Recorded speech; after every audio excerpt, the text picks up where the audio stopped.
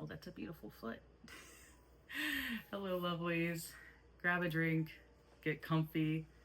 Palace is definitely getting comfy. Get ready to just listen in. We're going to do a yappy video, which is pretty on par for this channel. Today, we're back with a video I wasn't really expecting or thinking I'd be making when I got back into YouTube at the beginning of this year. But pretty much since early spring, a lot has been going on or changing, both with my health and with my dogs. Some in good ways, some in bad ways. And it's just been go, go, go. So if you follow me on Instagram, you may know Puchita medically retired. And right now I do not actively have a working service dog. I'm sure that in itself deserves its own summary video, its own in-depth thing, but I kind of wanted to talk to you guys about, you know, where I'm at now and how I even, I guess, got here right now. If you have been here since I started YouTube, you know I started with Peak. I came into the service dog world via YouTube, and not by posting, I mean like observing 2015, 2017 YouTube era specifically. And I think that could be referred to as like the original YouTube Academy for service dogs. It's where I first learned a lot about service dogs. And the content is drastically different now versus what it was then. Now there's, you know, hundreds of trainers sharing different walkthroughs and how-tos and everything like that, from different methods and different experiences, and trainers sharing their own experiences. But it's very different than the vlog style of what used to be on YouTube back when I first started looking into service dogs. And now there's short form content, long form content, and there's a lot more to this platform than when I first started with Peak. And I mean, I have been kind of on YouTube since the skits were originally there, then to Let's Plays, and then I fell in love with vlogs. And it was through vlogging as that platform that I was really able to, I think, see service dogs for the first time. And that has kind of ironically led me here. So the service dog handler vlogs, I won't be tagging anyone. I don't even know if those videos still exist or are out there, archived, deleted. I think the only service dog handler I know who still posts today from back then is Molly Burke. So that's one channel I can still think of that I did see when I was first looking into service dogs. And I love Molly's videos. I love the experiences that are shared, but it's very different than my own experience, and our disabilities are very different. And I was at that point then really struggling with disability. At the time in particular, I didn't really know what was going on with my body, and I didn't know how to describe it or talk about it. I was in pain, I was having seizure-like episodes, and I was really heavily weighed down with just the immense inability to do what I had previously been able to do. And, you know, I'd go out and I'd be unconscious. I'd lose days at a time, and I'd be like, I didn't know how to talk to my doctors. I had never experienced or gone through any of this. And, you know, my doctors were unsure, my family was unsure, I was unsure. And so I went to YouTube, I went to the internet, and I think a lot of people still actively do that. Sharing content can be a really tricky thing, and again, so many people have shared their experiences. They always have shared their experiences. Sorry, Palace is absolutely so comfortable right now. When I was looking at service dog content, I was looking because I was really struggling and I really needed help. I was really struggling with my disability, but at the time I had no idea what that disability even was.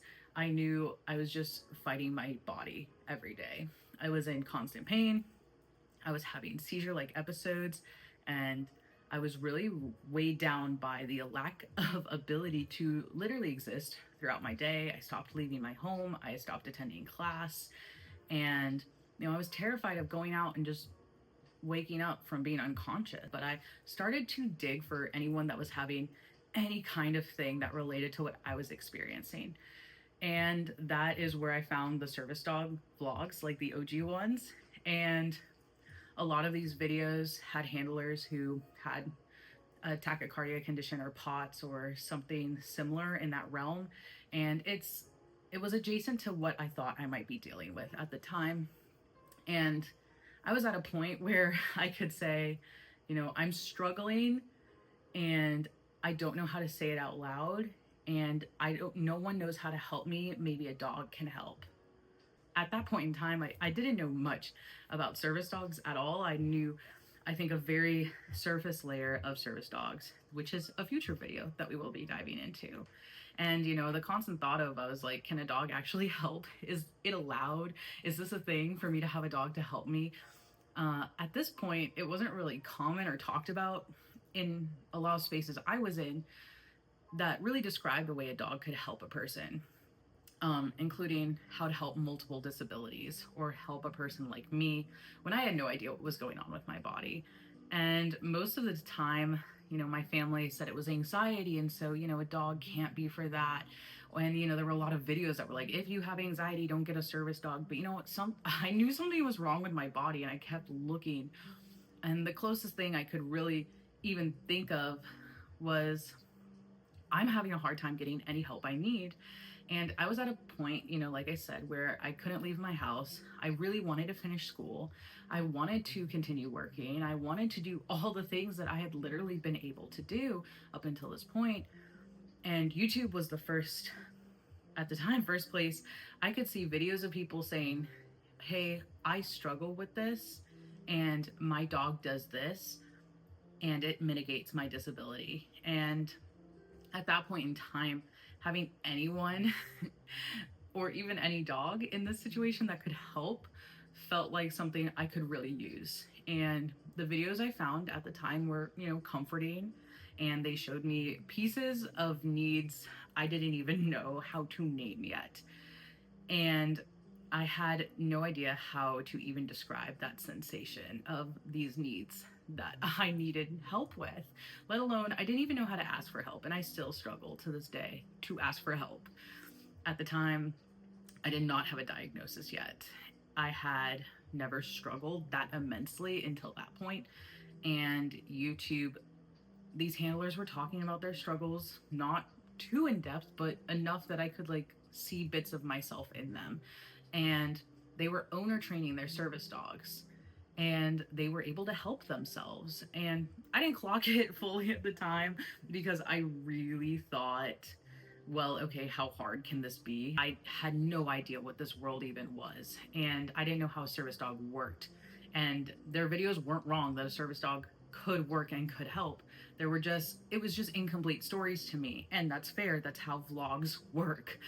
They're pretty, they're aesthetic, and honestly, those videos just kind of gave me hope at the time, that aesthetic view, because when you're young and you're struggling and you don't have access to answers, you're looking for relatability, and you want to feel like you're not alone or just kind of just being dismissed all the time because nobody can see the pain you are just holding in. And truly, I want to stress, these creators I was watching, I'm not saying they didn't struggle. I'm not saying they didn't have it incredibly rough. I'm saying I didn't even have a grasp of what was going on in my own situation. And I was trying to make all these comparisons to somebody else's lives because I just saw glimpses of hope, maybe. And I just didn't know their full circumstances, because you just don't on the internet. You don't know someone's full circumstances. And when you're desperately looking for answers, you kind of just will assume you do at times. And YouTube just made the whole process look doable, right?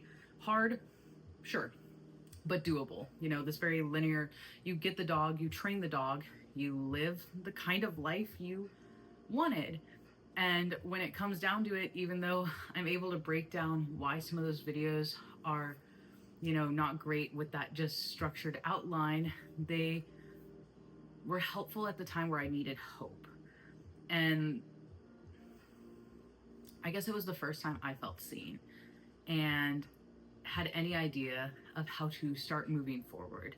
It didn't give me all the answers or even a glimpse of how hard things were about to become, or how difficult truly living with disability is, and that despite just having an aid or care, you know, things aren't just magically better. You don't just automatically just live your life perfectly a lot of the time. So you know, a lot of that wasn't there. That's the nuance I was missing when I was brand new baby service dog handler, fresh early 20s, trying to find anything that could help me.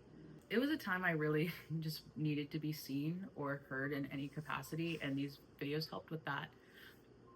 The content was aesthetic, short, and the most understanding I had ever gotten that was being shared about like disability and how service dogs work and help a variety of disabilities. And it was a lot, but they didn't show a lot of the in-betweens that you just kind of experience as you live in a disabled body. It was, you know, how the dog would help, but not what changed per disability, per person, per stage of life. It didn't show or break down how being disabled impacted the process of getting or training that dog, or the income and financial part, or the part where you're juggling doctors and having to beg people to try to hear you out or don't believe you, or talking to jobs to try to get accommodations, or relationships that get weird because suddenly you're the person with a dog everywhere you go. And just, on dating alone, if you've had a interesting dating story about like dating with disability, feel free to leave that in the comments below. I would love to hear. There's just a lot that goes into life as someone with a disability than just their aid, their medical equipment, or the assistance. And it was a lot to just feel like I had to learn all of a sudden. And another thing, a lot of things just weren't talked about, especially in early YouTube, the reality of what working with a dog was like, and that some dogs wash or don't work out or retire early or get sick or pass away. And no one was talking about that part. And I get why they didn't show it. It's not fun content, it's not aesthetic, and it's not what gets pushed by the algorithm, but those gaps in understanding really do matter when you are really learning so much and rapidly and on your own and just trying to piece it all together, because they shape for how people prepare for life and how they prepare to potentially fail or keep going or pursue afterwards. And those are just the human details. And now as I get closer to 30, and yeah, I'm sorry that I'm kind of now, I guess I'm older, and I lean between, I guess, millennial and Gen Z, and I think both of those are considered old now, which is wild. But for me, raising a service dog, my story ended up including all of those factors. I'm 28 now and have already raised 5 service dog prospects from starting in my early 20s. And one was career changed with another handler, Palace, who's right here, does sports and is her spunky self. Puchita retired medically and is the happiest couch potato, but that was like the biggest gut punch. And Peak passed away. Peak passed away. And that was incredibly sudden and hard, and something I'm still getting through every day. And nothing's really gonna prepare you for that, or just consistent loss after loss, or what I guess the community would call failure after failure. And each time you start over or start working with a new dog, that's a new plan, a new partner. Service dogs are specific per handler, but they're specific as dogs as well. Each time you're starting again, you're learning how to work with a full new living being. They're going to train differently, experience things differently than the last dog, and they're going to go through bonding differently and finding ways to then trust that animal again and again and learn from your mistakes again and again. And that part I wasn't shown a lot and I wasn't prepared for. And I really wasn't prepared for a lot of it, even with all the research I thought I had been doing. Um, when you're training a dog and you're going through life with disability, you're training a hell of a lot of resilience and grief recovery and the ability to reinvent your expectations over and over and over again. And because so many of us start the journey, I think, online with snippets instead of real support systems, we walk into it thinking it's a 1 to 2 year process. Because I mean, even online, that's what you're going to see if you Google service dog. It's going to say, hey, a service dog is typically trained between 1 to 2 years, depending on tasks and breed. Which are in a vacuum on paper with the right dog and the right handler and the right trainer and the right amount of money, the right health as a disabled trainer, and the right living situation and the right environment of stability, like all those play a factor in it. And if they all perfectly line up, uh, I'm sure you can end up thinking, yeah, 1 to 2 year process. But because that's just what everything says, and I think a lot of trainers will even push, um, it kind of gets set in our head that that's how it'll be, that you'll go through this process once and it'll be done. And it doesn't account for life happening. Um, and that can be really hard then when you're hit with life. After you've seen this process, you see hundreds of other people going through this process, and you go, what the heck? And then I think you start realizing the snippets you have based a lot of your journey on, if not your whole journey on, are not the whole picture, and that's not real life, or not the full picture of real life. And real life is that your disability can flare and suddenly you're training half as much as you wanted for the entire month or longer. And life can happen for your dog too. They get sick, they need a break mentally, they have a random fear period, or you got a dog that doesn't want to be a service dog. And real life is that, your trainer may move, or your job schedule changes, or you can't even get the accommodations you need at your job, or just endless medical things come up over and over. When you look at the websites and they're giving you these statistics, and they tell you the success rate of a dog, it's already on the lower end for the most part. And a lot of those are like referencing program dogs who, and these programs, when you're talking about them overall, will have breeding programs or professional puppy raisers or a shit ton of funding and specialized trainers then to take on the dog after the puppy raisers. And owner trainers, we don't really have any of that. And we have the internet and some passion and a handful of mentors. And if you're lucky, you get a good mentor right off the bat, or there's another set of years of unlearning and whatever stability that you can kind of manage while being disabled in a world that is not great at accommodation most of the time. And I'm talking just in general as a whole. And when people don't talk about these realities, new handlers are going to walk into burnout or potential just streaks of failure, or failure or shame, or feeling like you've just done something wrong over and over when you're just experiencing parts of the service dog training experience that the internet isn't telling you.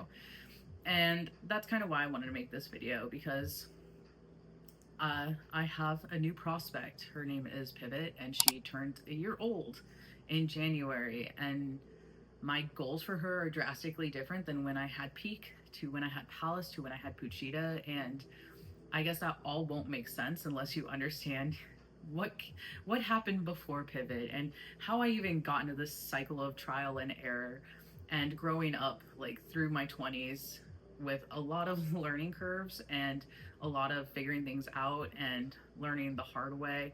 And when you see my videos come up and things look different going forward, and there's different content and there's also a different dog, I want you to kind of have a base of a ground of where I'm at and why it's also different and why it started one way and now looks a different way. And also, after starting filming again this year, why I also then had to step away again to mourn my dog's retirement and to take in more information about learning more about my own disability. And it took me a lot. It took me a lot of time to really just sit with all of that. But I wanted to recap, I think, like, I wanted to recap where I even started when I was starting with a service dog. And you can go, Carmen, why has it taken you so long? Or why has XYZ happened? And it's because I was uninformed, and because I'm still drastically trying to play catch up and figuring it out. And I think, you know, YouTube showed me so much, and it saved me in a lot of ways back then, in the sense that I wouldn't have known about service dogs as an option without it, and I wouldn't have seen what was possible. And I don't regret that. I'm very thankful for that. I just wish I knew what I was seeing wasn't the whole story, and that most of the work happens off camera in spaces that aren't trending, and, you know, in a lot of things that don't look impressive. And I think that's why I'm trying to make different kinds of videos moving forward, and how I'm trying to learn far quicker and take on Pivot's journey very differently. I want to express more of my special interests and my love of media and fashion, but I want to still, you know, make sure you guys see the story and understand it's not perfect. It's never been perfect on this channel, even in vlogs, because honestly, you know, in most videos you're gonna get her from my room or from a space where I'm sitting, because I just can't get out to do much more most days. So, you know, if you're somewhere in the process of your own journey, or maybe you started on YouTube too, and maybe you might be able to understand, you know, starting 10 years ago versus starting today.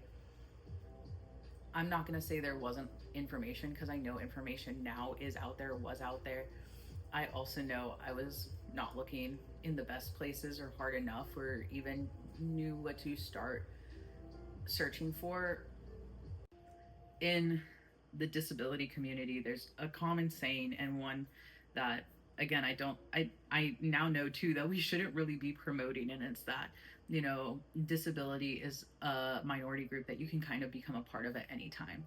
And I do think that's harmful, because it really stresses and shows, and I've lived it, how you don't really understand disability, or how disability impacts a life or the lives around the person with it, like all of that, until you're experiencing it directly.